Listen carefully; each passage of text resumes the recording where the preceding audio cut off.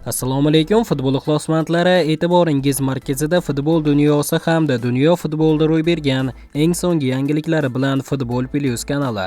Ayni paytda mana shu roligimizga like bosayotgan barcha obunachilarimizga yana bir bor o'z minnatdorchiligimni bildirib qolaman. Ekran oldiga yaxshilab joylashib oling, like bosishni unutmang. Bugungi dasturimizni boshladik. Shu ish amalga oshsa Husanov Yamal bilan birga o'ynaydi.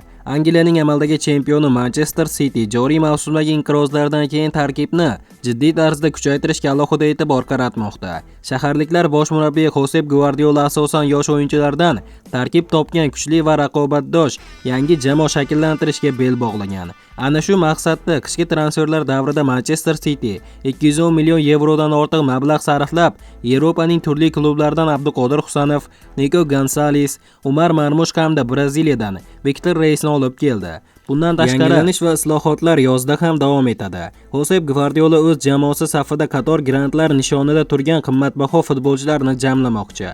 So'nggi paytda shaharliklar Florian Wirtz hamda Rodrigo Goes kabi yulduzlarga og'iz solayotgani haqida ma'lumotlar tarqalayotgan edi. Endi nufuzli manbalardan biri Fijases nashri Manchester City jahon futbolining eng zo'r iqtidorlaridan Lamin Yamalga da'vogarlik qilayotgani haqida yozmoqda. Manbaga ko'ra Manchesterliklar Barselonaga 17 yoshli futbolchini so'rab murojaat yo'llagan va bu transfer uchun 275 million yevro miqdorida badal puli taklif qilgan.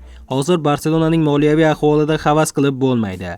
Lamin Yamalning amaldagi shartnomasi 2026-yilning yozigacha davom etishi belgilangan. Kataloniya klubi xo'jayinlari bu futbolchi yozda 18 yoshga to'lgandan keyin unga yangi shartnoma berishni reja qilgan edi, lekin klubning iqtisodiy ahvoli Lamin Yamal va darvozabon Wojciech Szczesnyning yangi bitim berishga xalaqit qilyapti. Moliyaviy free play qoidalari buzilmasligi uchun Barselona bu ikki yulduz bilan hamkorlikni uzaytirishdan avval qaysidir qimmatbaho futbolchini sotib yuborishga to'g'ri kelmoqda.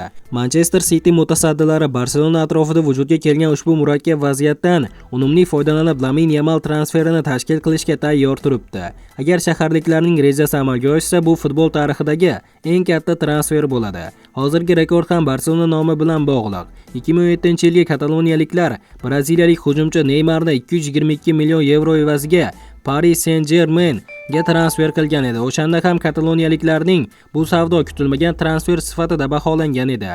Ekspertlarning ta'kidlashicha, Lamin Yamalning transferi Barselonaga katta yordam bo'lishi va klubning moliyaviy muammolariga yechim bo'lishi mumkin. Ayrim mutasaddilarning esa kataloniyaliklar har qanday vaziyatda ham yosh yulduzni qo'yib yubormasligini aytmoqda. Xullas, yaqinlashib kelayotgan transferlar bozori juda qizg'in bo'lishi va katta transferlar amalga oshishi kutilmoqda. Kutamiz, tomonlar qanday qarorga kelishini albatta vaqt ko'rsatadi. Agarda Lamin Yamal haqiqatan ham Manchester Cityga transfer qilinadigan bo'lsa, Abduqodir Husanov hamyurtimiz ham Lamin Yamal bilan bitta klubda to'p tepadi. Qadrli do'stlar, nima bo'lganda ham hamyurtimiz Abduqodir Husanovga omad tilagan holda kommentariyaga tushib, "Olg'a O'zbekiston, olg'a Abduqodir Husanov" deb yozib qo'yishni unutmang do'stlar.